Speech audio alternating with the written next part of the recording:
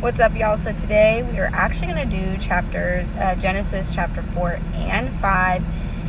That's because my takeaway has to do with both of them. So in chapter 4 we read about how Cain killed his brother Abel, and then Adam and Eve had a son named Seth, who kind of quote unquote replaced Abel. And anytime that I think of this story, I always think of Abel and Seth being like the good sons, and then Cain being the bad son.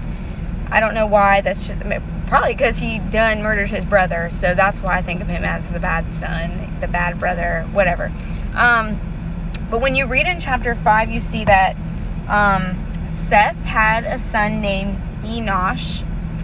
We hear basically nothing about him other than the reference to his name, that he was Seth's son. That's all we hear about him. But then you read that Cain had a son named Enoch.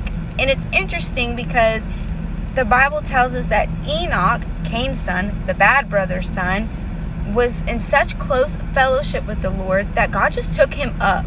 He didn't even have to die. The Lord said, I can't stand being away from you like this. I have to take you to heaven. He takes him on up to heaven.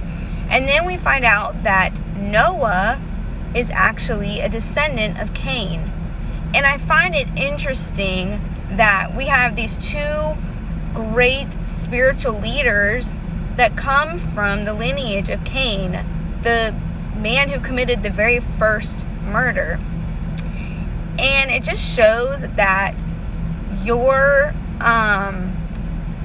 anything that your family has been through, any family trauma, any choices that your parents have made, stuff like that, it does not define your ability to be used by God. It does not define your relationship with the Lord. That's your own thing. You get to build on that yourself. And even like your own past choices don't dictate your future relationship with the Lord, because even in chapter 4 it says that the Lord marked Cain so that no one else could harm him. He protected Cain, and he would be just in allowing other people to kill Cain. That would have been a just decision, but he doesn't. He protects Cain.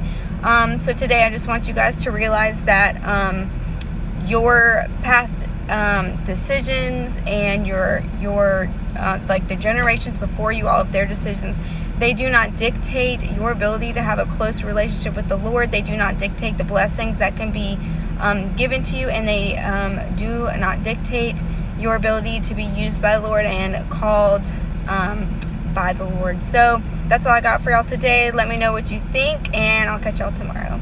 Bye, y'all.